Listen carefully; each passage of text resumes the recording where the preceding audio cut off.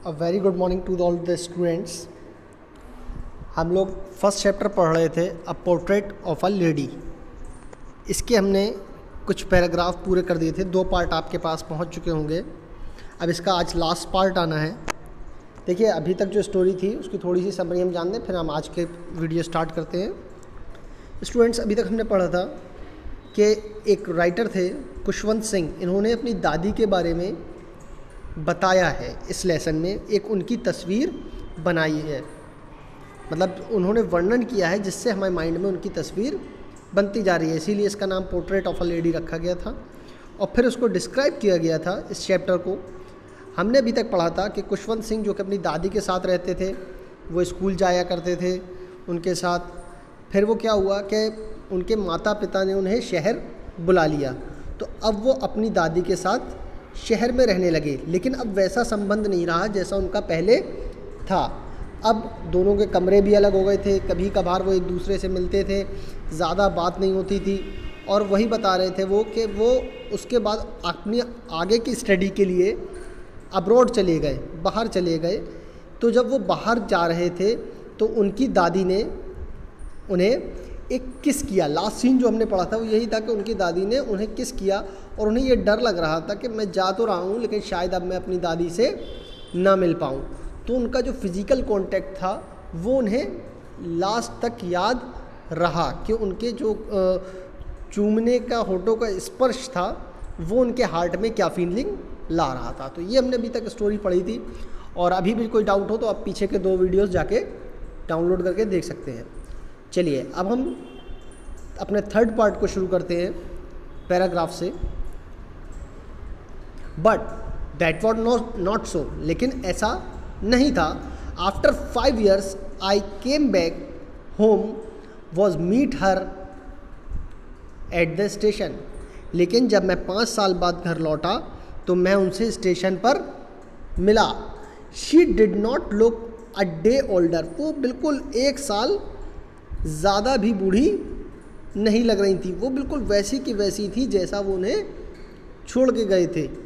She still had no time for words and while she clasped me in her arms I could hear her reciting her prayer.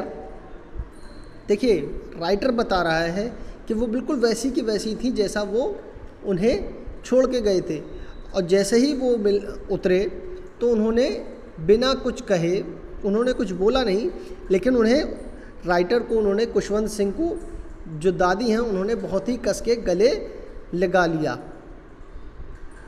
Even on the first day of my arrival, मेरे आने के पहले दिन, her happiest moment were with her sparrow whom she fed longer and with frivolous rebukes। देखिए, फ्रीवस रिब्यूक्स का मतलब होता है कि एक धुतकारना, प्यार में धुतकारना। देखिए, एक आदमी को धुतकारा जाता है गुस्से में कि नहीं तुम मुझसे बात नहीं करो, लेकिन प्यार में धुतकारा जाता है, तो उस तरीके से वो धुतकार रही थी। क्या हुआ, जब वो वापस आए तो अभी भी उनकी दादी का जो हैप्पीएस्ट मोमेंट, सबसे ज़्यादा आनंद का पल, सबसे ज़्यादा खुशी का पल जो होता था, वो वही होता था जो उनके जाने से पहले था।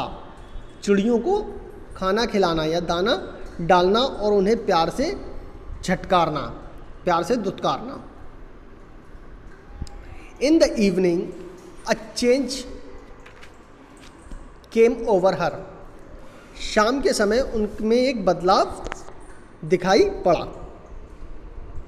शी डिड नॉट प्रे, उन्होंने प्रार्थना नहीं की। She collected the woman of the neighbourhood, got an old drum and started to sing. उन्होंने क्या किया, एक पुराना सा ड्रम, मतलब अभी तक वो क्या करती थी, शाम को प्रेयर करती थी, लेकिन उस शाम को उन्होंने प्रेयर नहीं करी और क्या किया, एक ढोलक लेके और आस पड़ोस की औरतों को बुलाकर वो ढोलक बजाने लगी और गाने लगी। For several hour he thumped the singing skin of dilapidated drum and sang of home coming of warrior. देखिए, उन्होंने क्या किया, एक पुराना सा मुरझाई हुई चमड़ी का, देखिए सिंगिंग स्किन मतलब मुरझाई हुई चमड़ी का, उन्होंने ढोलक लिया और उसको बजाने लगी और कौन से गीत गा रही थी? होम कमिंग और वॉरियर, मतलब जब कोई सैनिक घर वापस आता है तो उसके लिए जो गीत गाए जाते हैं, ऐसे गीत वो गा रही थी। We had to persuade her to stop to avoid over straining, हमने उन्हें मना किया कि वो ज़्यादा तनाव ना लें। That was the first time since I had know her that she did not pray, मैं उन्हें जब से जानता था ये पहली बार ऐसा हुआ था कि उन्होंने प्रार्थना नहीं की थी। ये next para, the next morning she was taken ill, अगली सुबह क्या हुआ? वो बीमार पड़ गई। It was a mild fever, ये हल्का बहुत बुखार था। The doctor told us, doctor ने हमसे कहा दैट इट वुड गो, ये कुछ समय में सही हो जाएंगी। But my grand mother thought differently, लेकिन जो दादी थी मेरी वो कुछ और सोचती थी। She told us that her and was near, वो हमसे कह रही थी कि उनका अंतिम समय आ गया है। She said that since only a few hours before the close of the last chapter of her life she omitted to pray, वो हमसे ये कह रही थी जब उनके अंतिम कुछ क्षण बचे थे और अंतिम क्षणों में वो क्या कर रही थी? प्रार्थना कर रही थी। She was not going to waste any more time talking to us, तो वो हमसे बात कर कर अपना समय नष्ट करना नहीं चाहती थी। वी प्रोस्ट्रेटेड, हमने उसका विरोध किया है। देखिए प्रोटेस्ट का मतलब होता है कि विरोध करना, आपने सुना होगा जी, देखिए प्रोटेस्ट चल रहा है, ये विरोध प्रदर्शन चल रहा है, तो वी प्रोटेस्टेड, हम लोगों ने क्या किया? उसका विरोध किया। But she ignored our protest, लेकिन उन्होंने हमारे प्रोटेस्ट को इग्नोर करा, मतलब उन्हें कोई ध्यान ही नहीं दिया। She lay peacefully in bed praying and telling her beads, वो क्या कर रही थी? वो केवल बिस्तर पे चुपचाप लेटी हुई अपने प्रार्थना कर रही थी।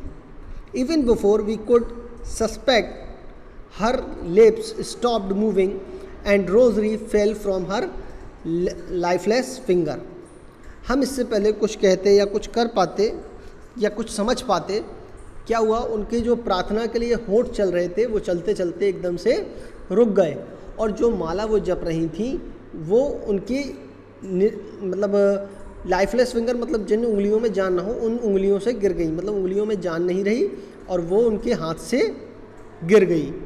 अ peaceful pallor spread on her face and we knew that she was dead, उनके चेहरे पर क्या हुआ? एक पीलापन, अजीब सा पीलापन और एक शांति सी छा गई। हम समझ गए थे कि अब वह उस दुनिया में नहीं रही। We lifted her off the bed and as it customary laid her on the ground and covered her face with red shroud. देखिए क्या हुआ, हमने उन्हें उठाया और बेड से नीचे रख दिया, जैसा कि ट्रेडिशन में होता है। ट्रेडिशन मतलब पुराने समय में जैसा होता, पुराने समय या आज भी रीति रिवाजों में जैसा होता है, हमने उन्हें नीचे लेटार दिया और लाल कपड़ा ढक दिया। After a few hours of mourning we left her alone to make arrangements of her funeral. देखिए क्या हुआ, कुछ समय बाद हमने उनका दुख जाहिर किया और उनके फ्यूनरल मतलब उनके अंतिम संस्कार में इंतज़ामों में हम लग गए। In the evening, we went to the room with a crude stretcher to take her to be cremated. शाम के समय में हम एक क्रूड स्ट्रक्चर मतलब होता है एक ऊबड़ खाबड़ सा स्ट्रक्चर, ऊबड़ खाबड़ मतलब जैसे घर में बनती है ना, जैसे हम लोग अगर ट्रेडिशन की बात करें तो हम लोग उसे ठटरी कहते हैं, तो वैसी एक क्रूड सी मतलब कोई प्लेन स्ट्रेचर नहीं था, एक अजीब सा लकड़ियों का स्ट्रेचर लेके हम गए और उन्हें दाह संस्कार के लिए उन्हें ले जाने के लिए उस स्ट्रेचर को ले गए थे। The sun was setting and had lit her room and verandah with blazing of gold light. We stopped half way in the courtyard. क्या हुआ, शाम के समय में सूरज बिल्कुल हल्का हल्का गोल्डन रोशनी, जैसे शाम के समय में आपने देखा होगा सूरज को लाइट हल्की हल्की किरणें जो है वो घर के आंगन में पड़ती हैं, ऐसी किरणें पड़ रही थी और हम उन्हें ले जा रहे थे और एकदम से बरामदे में रुक गए, कोर्टयार्ड में रुक गए। All over the verandah and in her room right up to where